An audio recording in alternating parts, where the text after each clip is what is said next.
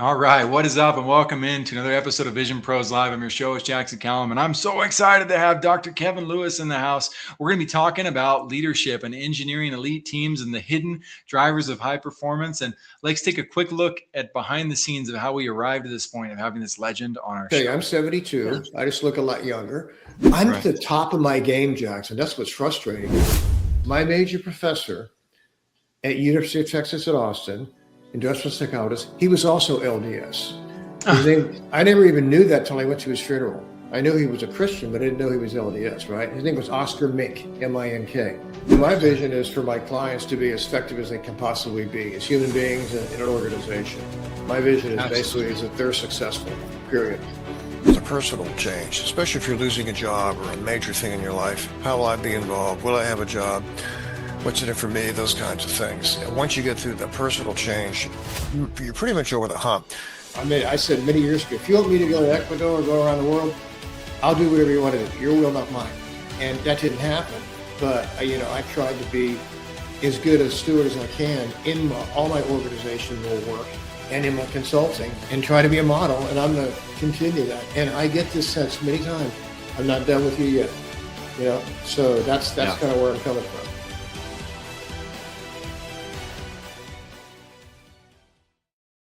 All right, my friends, you got to see behind the scenes of the types of interviews I do. I'm here to kind of grill my guests before they get on this stage. I want to make sure they're legitimately good at what they do, that they've got strong backgrounds, that they have the foundation necessary to help us win. So without further ado, Kevin Lewis, thank you for joining me live on Vision Pros. Great to be here. Appreciate it.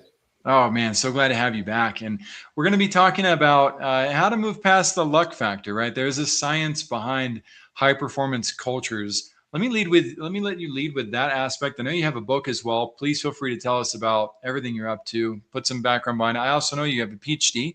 What's the PhD stand for? And what'd you get your doctorate in?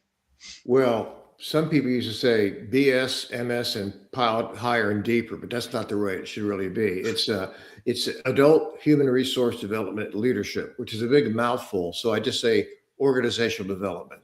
And basically, we learn to intervene in an organization at three levels: individual, team, and macro. So I've done org design, redesign, work with leaders, C-suite people, but I love being down in the trenches with the people who really do the work, because if you're not connected with those people, then you shouldn't even be getting your paycheck.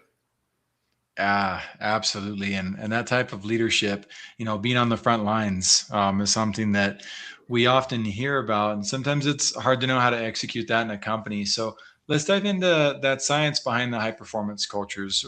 From your opinion, what does that look like? What are some of the base key points that companies are overlooking, or perhaps just not embracing as fully as they can? It's funny. I thought a lot about this before we got on the air, and I did a little more poking around.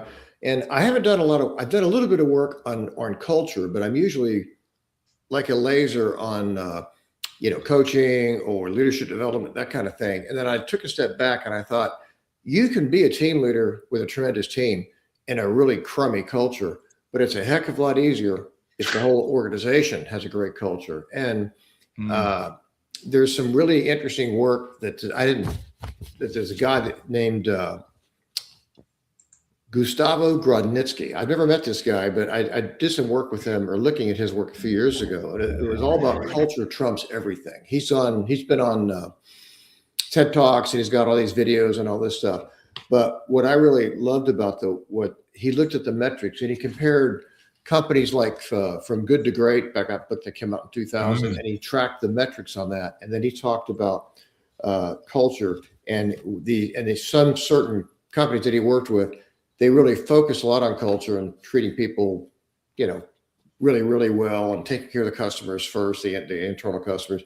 And then they have far exceeded those other companies that have a lot more command and control. So that's a big thing. But from teams itself, it's really more common sense around teams need, and there's a lot of research behind this, three basic things. They need to be very clear on what is the team trying to accomplish. Okay.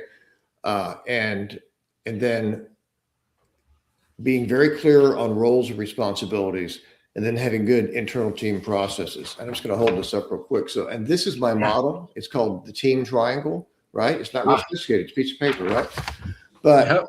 and this came from just a lot of work. And again, my mentor from UT, Oscar Mink, he wrote a book called Groups at Work.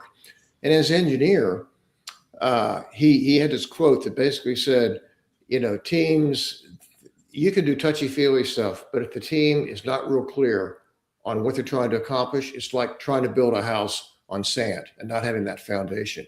So the foundation is, you can work with a team and do the Myers-Briggs and do trust falls and run in the woods and take sailboats and all that stuff. And that might be a lot of fun, but until you get very nitty-gritty around what is the team really supposed to do? What's the accomplishment of it? Or at least a goal for it. That's the first thing. So what's the team trying to do? And then who's supposed to do the what? Very, very clear on roles and relationships. And then how good are the internal processes? Like, how do they make decisions together? How do they solve problems? How good are their meetings? Basic stuff like that. You wouldn't believe how many teams I worked with. Their meetings were absolute, I won't even use a very good word, okay? Just terrible. Because people would just go on and they would wander around. And it also depends on what kind of team it is. And just real quick, a standing team, maybe building a software team or a team doing marketing or whatever. They're very clear on what they're trying to do. Sometimes they kind of lose their way, but they'll get along really well because they like each other, right? Project management teams sometimes are the opposite because they're very clear on what they're trying to do, but because people come in and out during the phases of the project, they never make any kind of personal connection, right? So sometimes they're like a laser beam clear on the task of the project, but who's supposed to do it? And if there's some issues politically, they're not really good at that. So there's some foundations for all teams, but there's some nuances that people don't think about.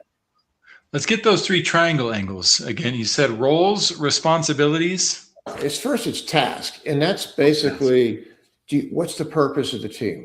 What are we really trying to do here? Mm-hmm. Okay. It can be vision, mission, that kind of stuff. Just the nitty gritty. Why does the team even exist? Okay. That's really what it comes down to. All right. And then the way to think about it, Jackson, this is the what, the task. This is the who, the roles and responsibilities. And this is the how, the interaction, right? And the other thing that's kind of interesting is, and this is on my website, people can look at it, but this little rectangle down here is kind of interesting too, where it says task and relationship. Yep. If you're going to have 5 people who are going to meet for an hour to figure out where the holiday party is going to be, they don't have to love each other. It's a very discrete task. But the longer these people work together, the more important the relationship is, and the more interdependency there is, then, that's much more important. That's a really good point. Yeah. Well, and that makes a lot of sense from a longevity standpoint. It's like working at a seminar in group sessions. It's like usually that starts out really well because everybody comes ready to focus on the task. But as emotions get involved, relationships develop over time, the task becomes almost less important than the relationships do.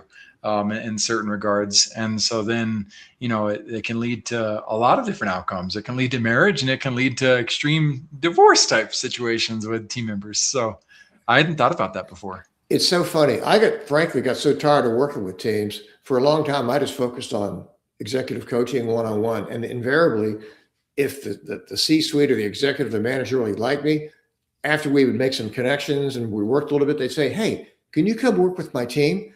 And I say, okay, here we go again. And it's just amazing to me how many teams are so, I don't want to say dysfunctional, but they're just like, a lot of it's just. I'll say dysfunctional. Okay, I'll say it. That's fine. I'll bridge the gap. But the people won't speak up. That's the issue. And there's just a lot of research around that as well. And because we're social creatures, right? And there was a guy named Jerry Harvey who wrote a book called The Abilene Paradox, a Texan. Okay. And there's videos on this. He has a website, and he came down. He spent the weekend with us when I was at UT. But basically, a lot of times in any kind of a team situation, people will not speak up because they don't want to be ostracized by the team. Everybody kind of wants to be buddies, or at least, not a complete idiot or jerk. So they'll not speak because they don't want to be maybe too hard on a teammate. So then Right. they collude as a team, right? Mhm. And the classic example was the shuttle when it blew up. There was a Morton Thiokol guy in the room that they knew, if you try to boost those boosters, those solid rocket boosters that were on the shuttle, anything under Mhm. 32 degrees, it wouldn't seal properly, And but NASA was very hard to push that thing to go up there because they had a schedule to make. And he was in a meeting and he brought it up and said that we can't do this, we can't launch. And everybody said, "Oh, it'll be fine." And like 10 minutes later, it blew up, right? So Wow. having the moral courage in a team to speak up and damn the consequences. If you get fired, you get fired. If someone doesn't like you, whatever, but you got to get issues on the table. It's that simple. Huge. And that's where Malcolm Gladwell and Talking with Strangers, guys, that's a very difficult book to Hmm. read if you read. It's not a matter of like educational. No, it's emotionally very draining. So I recommend it with caution. But he talks about the holy fool. And the holy fool is a person in society that predicts things like the 9/11 attacks or the things like that. And I mean, they have to be somewhat crazy to be willing to do that. But every society needs that type of checks and balances that exist. And so if we can find ways to create more holy fools without making people crazy, that would be awesome too. But it is super important to be able to find our voices. And I think that's another big key is how can we step more into that role of making sure that we're doing what's necessary for the projects to be able to be successful. And I guess let's dive into that, Kevin. So if we want to inspire more people to do that, you know what, I want to bring up one other thing, but maybe you marinate on that while I bring up Mhm. what you were pointing out. You talked about how you switched to not wanting to work with teams. And I've seen a lot of executive coaches that make that same shift. And I do get it because teams are very, very difficult. And we live in a society now where transformational cultures are becoming mainstream to talk about, yet they're very difficult to implement. And most people are still on the transactional side of relationships. But you alluded to the reality that it doesn't really become worthwhile or fun to work with a team unless that bond is strong, unless that transformation has taken place. But now we live in a society where like we're not going to return to transactional work. Not my generation, not the Gen Zs, not the Mhm. youngers. They know the value of being appreciated and having work that matters and living with purpose. And so the transition to transformation is kind of forced on those who may not have grown up with these books and with these concepts. But on the younger side, we got to be careful not to fall into the young rhino category where we disrupt production. We don't become profitable and we're demanding $30 an hour minimum wage salaries. Okay, maybe some news articles came out this week about this, but like, holy crap! Like, there's got to be a balance because if we're all just, oh no, I'm not going to work with them unless I feel really good. We're not going to have a functional society. There's got to be some type of balance on this. What are your thoughts on that, Kevin? This is No, hard. you're exactly right. And I have a 33-year-old son, a 30-year-old daughter, and a 26-year-old son. We talk business all the time, as you can imagine, right? And so yeah, we want you to be happy and all that, but it's called work. It's not Right. called fun. Now, I met some of my very best friends at work. I met my wife at work. My very best friend at work. He unfortunately passed away about 5 years ago. So sometimes you get that. Sorry. If you're, it's a blessing. But I think it used to be a mission or vision of a company would be like, I'll give you an example. I worked for Chevron for a long Yeah. time. Then I went off on my own and came back. But their old mission used to be to increase shareholder value so people make a lot of money. I'm not paraphrasing, right? And then finally, they changed it to something like bringing energy to the world or something like that. So I think, Sure. especially people your age and my adult children, they want to actually buy into the culture and the mission, right? And I'll give you my two favorite missions. This is a classic one. You'll love this one. Yeah. Yeah. When I was in Austin, when I got my degree, we did a little project at Seton Medical Center in Austin, Texas, and it was run by the Daughters of Charity. So the nuns started it. They called it a purpose statement, but you could say mission. Their purpose was to treat, this is a hospital, to treat every person, every patient as if we were treating Christ himself. Wow. Now, that's the most powerful mission. I probably ever heard. The other one I love is MD Terrific. Anderson Cancer in Houston, which is making cancer history. And they put an Ooh, X over it to eliminating it, but making history by, I mean, if that wow. doesn't get you motivated, what will? So I think leaders need to model that kind of stuff at the very top. And it's like, it's not just about money, people. It's about people and, the whole bit. I mean, look at Yes. another classic example was Gordon Bethune. Continental Airlines loved it before they merged with Mm. United. That's another story. But he wrote a book Yeah. called, hang on a second, I had it written down. It was, From Worst to First. They went Wow. through chapter 11 3 times, okay? And when he took over, the same airplanes, the same pilots, same flight attendants, and within about 2 years, they were like the number one airline. And just the way how he treated people, the way he was in the cockpit, when he would talk to customers, so it all starts at the top, man. Man, that is awesome. We're going to come back. We're going to dive in even deeper on engineering elite teams. We want to take a little break so I can get a little bit of water.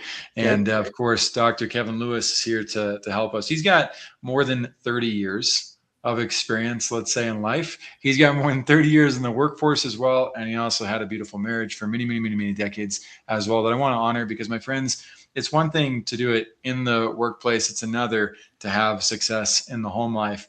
And then it's another entirely to be able to have success in both. So we're in for a treat today.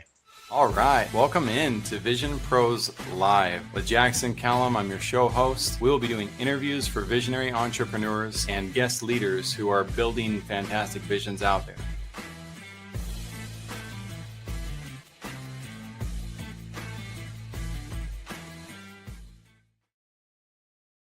Hey guys, again, I hope you're enjoying this podcast so far. It started by showing you the development of my relationship with Dr. Kevin Lewis, and he has so much knowledge when it comes to engineering elite teams and unpacking the hidden drivers of high performance. And I hope that you take the opportunity to not just listen, but to also reach out to him about these concepts. We've already talked about the balance between transactional relationships and transformational relationships and how it's so important to move towards transformation, but also not lose sight of the value of work. That is something that is very, very hard for our society to get right now. And then we also talked about the cultures and how culture plays into success and how we can engineer that.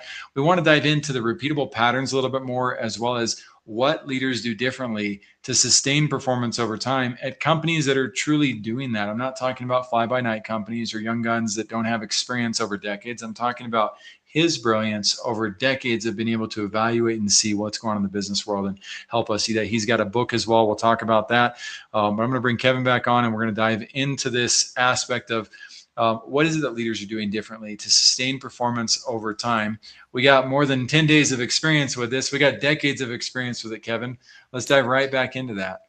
Yeah, we can. And I think the irony is some teams don't even need a team leader.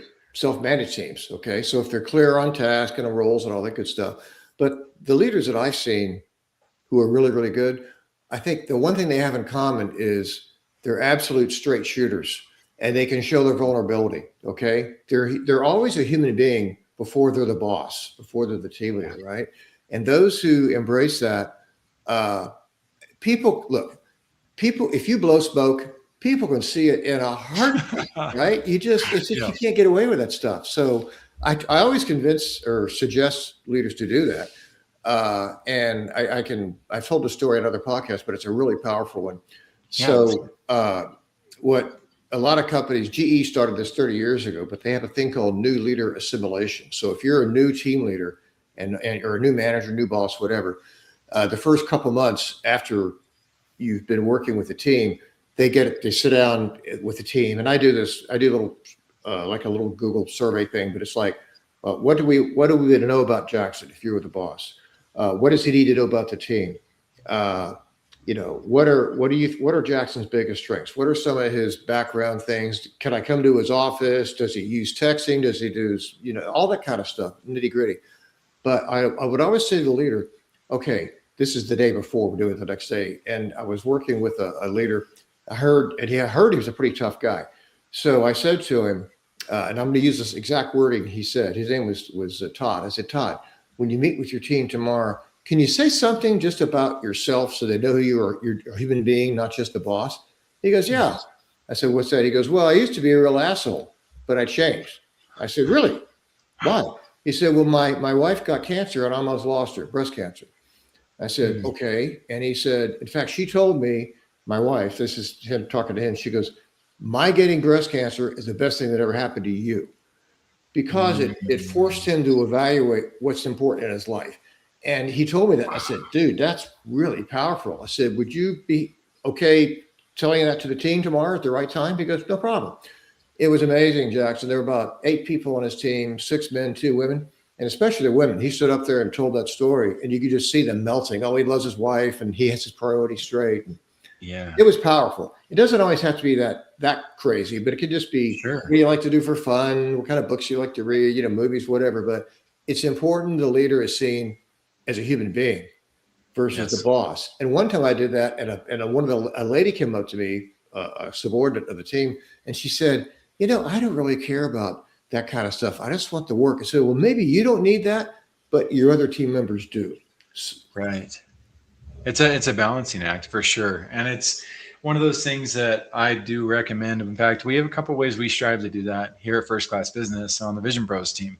I'm a very driven person, Kevin. I like to I'm happiest in the fourth quarter when the game is close, let's crush it. Overtime, I'm even more excited. This is the time to shine. And that doesn't always work for a culture. There's a balancing act of being highly driven and also being personable. We use a company meeting on Fridays called Level Up, Calm Down. And so on Level Up, Calm Down, we have an hour and a half. And this is something I wish more virtual teams would implement, because most virtual work resides around what'd you do for me today? Did you get it done? It's very transactional. There's not a lot of team for personal development. Well, we take that hour and a half as our back office break room time to be able, nobody's allowed to talk about anything urgent. Nobody's allowed to talk about anything stressful. We take care of all of that in the morning. And then we come in at 1 o'clock. No, it's 2 o'clock in the afternoon. And we have an hour and a half. And we might even karaoke during that time sometimes. Sometimes we need that. Other times, again, we talk about projects that aren't deathly important. And we do show and tell, and we start with the person who's youngest in the room, meaning the person who's newest to the company. That way they get a chance to lead and present their value, and they don't feel intimidated by everybody else. And we tell them, don't forget at the end of your presentation to pass the ball to the next person. That way I don't have to keep interrupting or facilitating. It's kind of team led.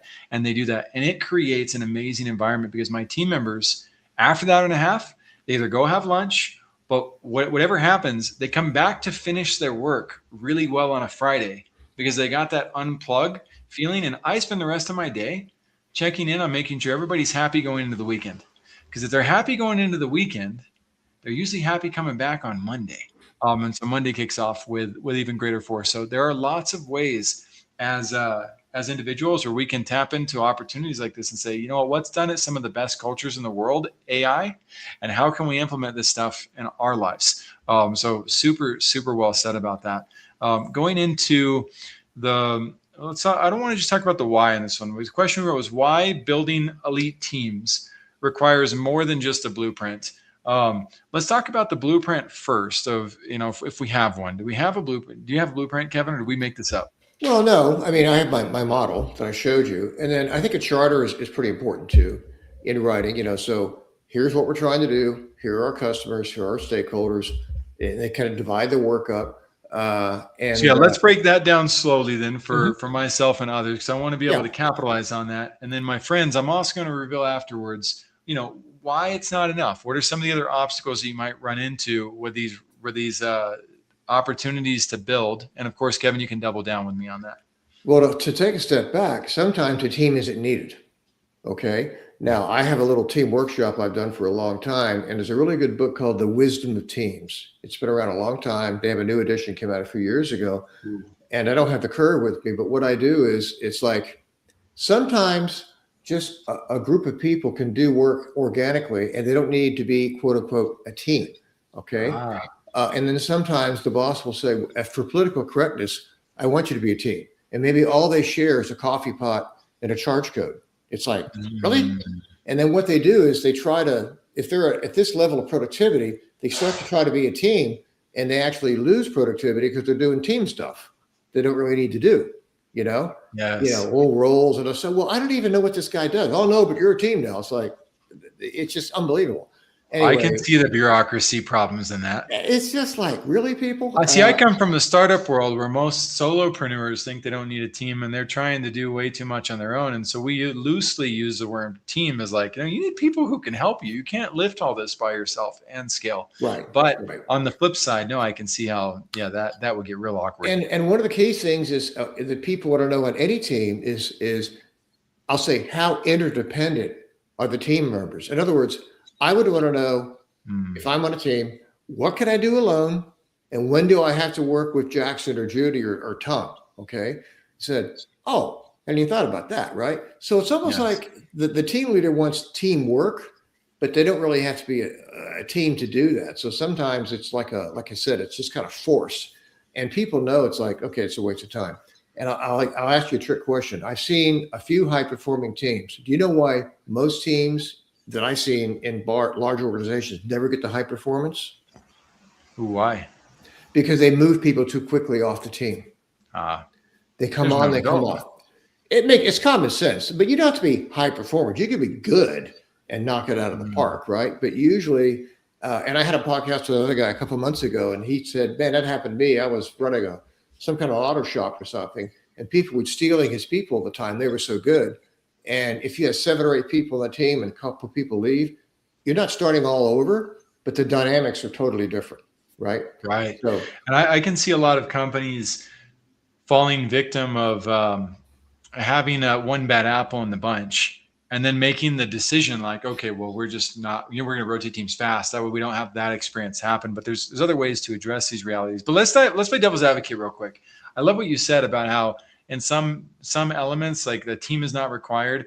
Is there a specific industry or a specific division where you find that it's more, I guess it's more helpful to focus on the individual work rather than forcing the team concept? Like I can see how maybe I'm wrong, but maybe in a financial department or where people like to do spreadsheet type stuff, maybe they don't necessarily need the nature of work. The nature of the work should drive how much interaction there should be. It shouldn't be from political correctness, right?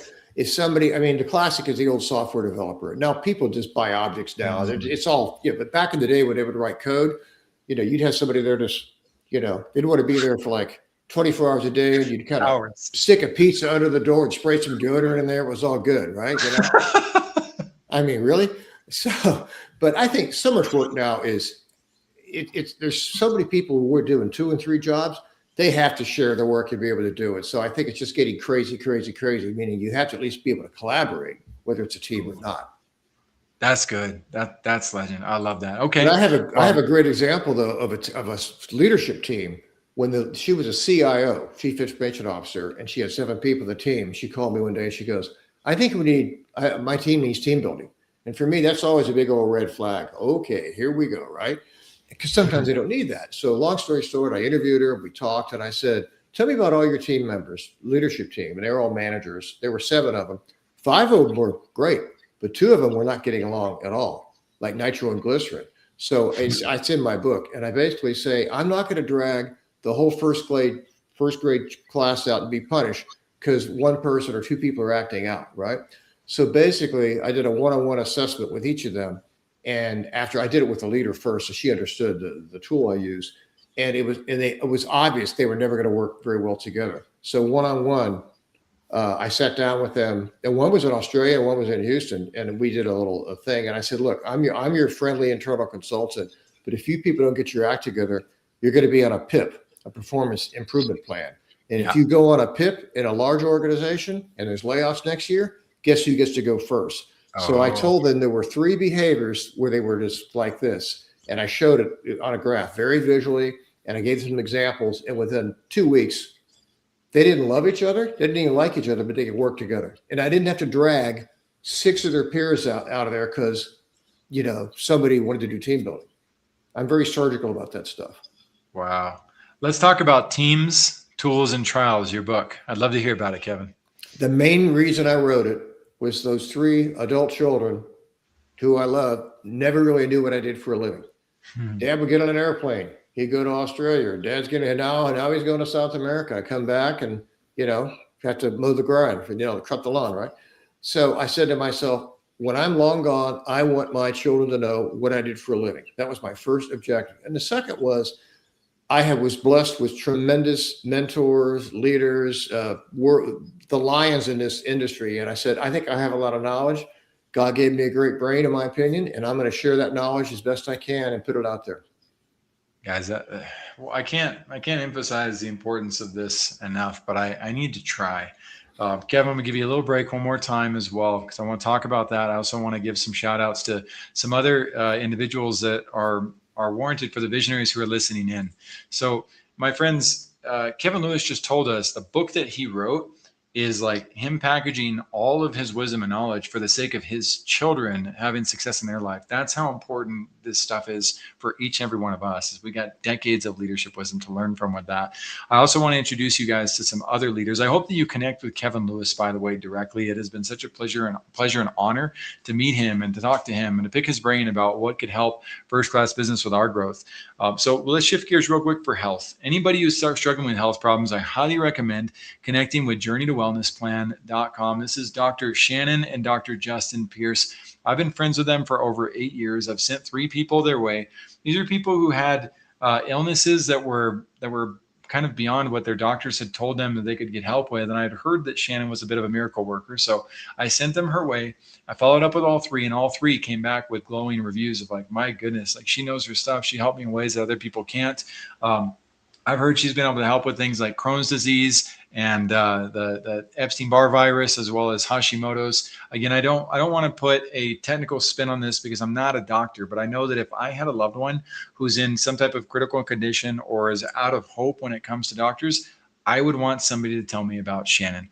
So definitely check out what they're up to and how they're going about it. She's not waving a magic wand. She just does the right type of research and the right types of tests. And she also went through a life-threatening illness situation herself. So she understands the value and the importance of bringing this to the world. That's why she has more than 250,000 followers.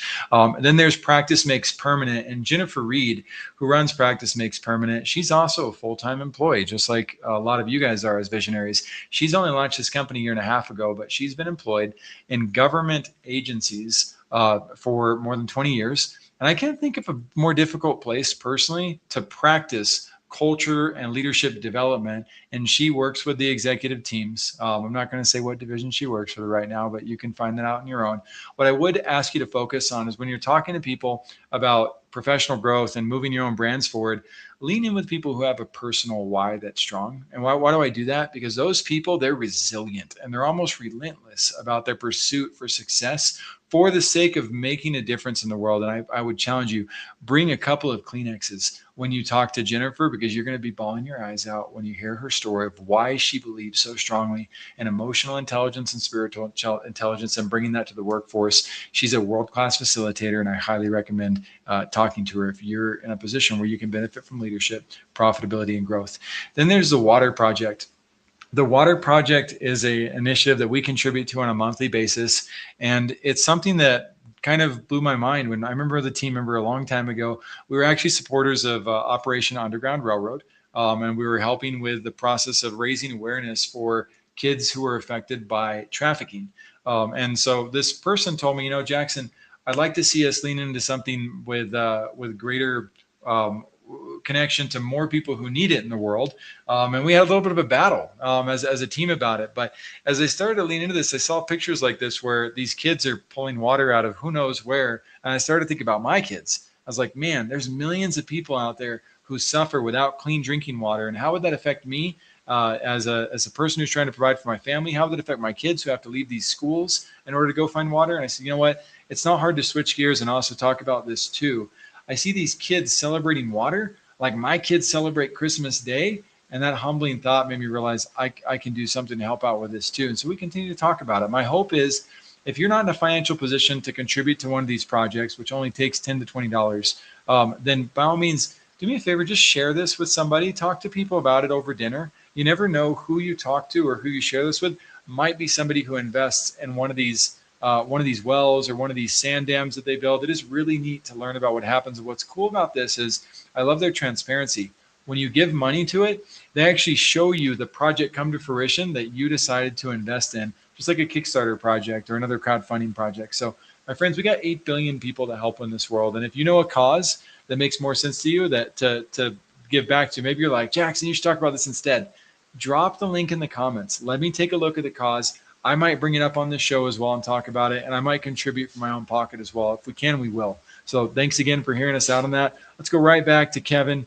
Kevin, I just want to give you kind of a broad stroke open opportunity. We've talked a lot about different angles of leadership and elite teams and high performance and what's there. What are some of the areas that you'd like to go into where it's like, man, my audience is going to miss out if we don't talk about these aspects? I think it's just kind of a pet peeve for me is a lot of large organizations try to identify their high potential employees, their hypos, right? And I was kind of like skeptical that they were really taking it seriously because there's a social science term called homophily. In Latin, it means lovers of the same. So if you walk into a room with 100 people and you're an accountant and there's 5 accountants there, within 30 seconds, you're going to bump into each other. It's just out of brainwaves, whatever it is, right? So I think a lot of times companies would just, hire somebody who kind of looks like them or maybe, whatever. So I tested it. So this was a Chevron story. I'll tell you real quick. So they have still do have a very large refinery in Pascagoula, Mississippi. And they were having a hypo summit or something like that. So I found out about it. I'm going to look at this for a second. It's kind of interesting. And I said, hey, and the HR manager there was a guy named Bobby Patton, really nice guy. And I said, I want to do a little experiment with you. He goes, what do you mean? Because my mentor, Oscar Mink, said the best research goes on in organizations that nobody knows about. It's not published or anything. This is a great example of that. So I said, okay. I said, you have a hypo summit, right? He goes, yeah. I said, give me 6 hypos and give me 2 that you really think are hypos, 2 that they really aren't, and you got 2 in the middle, but don't tell me who's who. Okay, so I used this psychometric tool called the 16 personality factor. They took it. I did a one-on-one, assessment with each one of them. And out of those 5 of them, I identified one. There were I think 4 men, 2 women. I identified one guy. I said, there's no doubt in my mind this guy's a hypo. Now, this company who has the instrument was based in Chicago. And here's what I did. They have an industrial psychologist, Ralph Mortensen, chief psychologist. He retired now. And I said, I sent him the reports. He didn't even know these people. I said, I want you to look at the reports for these 6 people. Tell me if you think there's a hypo. We both chose the same guy. And he didn't even see him. Okay. So here's my point. For an organization to identify hypos without using any kind of valid assessment is just ridiculous, right? So that's been something I've been kind of pushing for a long time. So I think there are some tools, because here's the deal. It's in a lot of organizations, once a hypo, always a hypo. Okay. They get the best overseas assignments, they get the best training, they get all this good stuff. So it becomes that self-fulfilling prophecy. They're there maybe 18 months, 2 years, then they leave. You don't even know what you really did. And someone else comes in and cleans up their mess, right? So one way to fix that, and Schlumberger does this. I had a lunch with a guy a few years ago. It's either every year or every other year. The hypos have to earn back into it. It's like the NFL quarterback has to be earned back in. So they're not just on the list forever. They can actually churn. And some companies are starting to do that. So it's not just like you got the silver spoon in your mouth and then you can never make any mistakes, right? Because you know why companies don't move the hypos or don't admit they made a mistake? Because somebody brought them in and they don't want to make a mistake and say, oh, I thought Jackson was a hypo. He didn't do that very well. Who brought him in? Well, I don't know, man. So everybody's just kind of covered each other. So that's kind of it's just an interesting thing that I've always been thought about a lot. That is super important. I will, for those of you who are newer visionaries to listening in, or you're not at the levels where there's thousands of people involved in organizations, one of the invitations that I make for all of you, take this conversation, the dialogue, the transcript. You can take it right off of YouTube, guys. Take it off of there. Go to your favorite AI source, whether I like to use Claude, that's the one that I go for, and say, I would like to understand all of the value that Dr. Kevin Lewis is throwing down. And I would like to know, how does this relate to my circumstances with my brand? And if you do that, it will actually help, because it's going to go, if you research who Dr. Kevin Lewis is, what he's done, different companies, it'll look at the whole show notes from everything that we've talked about. And then it can start to help you build a personalized plan and process for how this applies to your environment, because you may not have enough team members to worry about setting up multiple teams. You may not have the understanding of, well, what hypo language is, or high performers, and working with high performers, and how do you evaluate that. And we mentioned one tool with the 16 personality metric tool that I believe Kevin has. We've also got Kolbe assessment. That's one that I would recommend looking at and seeing as part of the process. You got StrengthsFinder 2.0 by the Tom Rath and the Gallup Institute. And I'm a big fan of what my area manager told me at Lifetime Fitness a long time ago. We pulled him in the office, and he said, he for a specific reason, he said, Jackson, look, I can't teach you, I can teach you how to sell, but I can't teach you integrity. And he was pointing out he hires based on values, and I hire based on love, patience, persistence, consistency, and reliability. Those are the attributes that I look for in people, but I would never turn down a 16-point assessment, or the Kolbe, or the StrengthsFinder. Those are all things that I would stack in my favor in order to make sure I find the best people possible. And I also empower the people as best I can who are working with me. And like you said, Kevin, giving people the opportunity to develop long-term relationships rather than fragmenting, we've got to become better at that too. So as we wrap up the episode today, any final thoughts, any final words of wisdom you'd like to share with visionaries out there? This is very tactical. If you're in an organization and you're not a happy camper, I tell people always have two strategies, an internal parallel strategy and an external parallel strategy, because anybody can get taken out anytime. It happened to me twice, and I got stronger out of it. And I made a big decision that that's one reason I got my doctorate as an insurance policy. I said, if I ever get taken out again, I will be so networked, so competent, and so confident that it'll just be a nuisance. It won't be a life-threatening thing.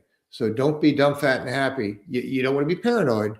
You got to trust God in the whole thing, as far as I'm concerned. But have that dual strategy at all times, and then just go for it.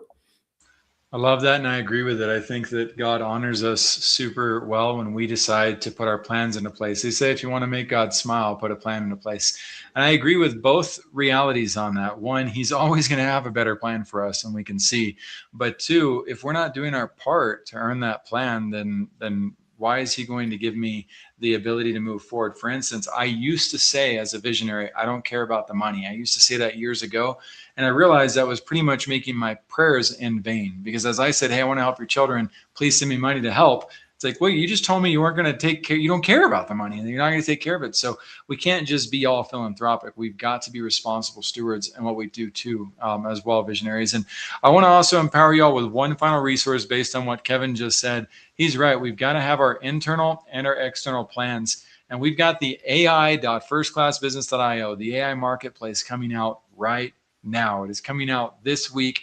This is about empowering you with the expertise you already have. A lot of people are scared about AI and what's coming, and there's a huge white collar layoff process that's already started. We lost 75,000 jobs last year alone, and this year it's already turning into millions. And I don't mean to make light of that. What I mean to do is help you understand that even if you do get laid off, if you've ever, for instance, left a review online, or you've ever curated a playlist on Spotify, you have AI training and you just don't know how to put it on your resume. So we built this to help professionals understand how to reposition themselves in this market, to get raises, and to take advantage of the tools that can empower you at new heights. We also built a similar track for business owners to be able to recognize their bottlenecks. And so the cool thing about this ecosystem is those of you who are in the market to become a better professional and may want to launch your own businesses, etc., this is going to help position you to do that. And on the business owner side, you get to explore that market and say, which of these people are, as Kevin talked about, high performers who could help me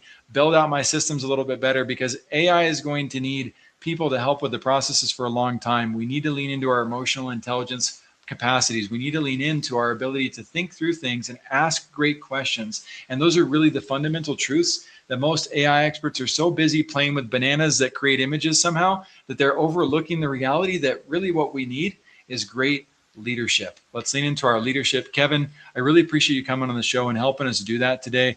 My friends, you can find Kevin's book on Amazon. You can also go to his website. You can Google it. You can probably look on AI and see, tell me more about Kevin Lewis, and find some really cool stuff out. But he's still at the top of his game as a consultant. He's still taking clients on.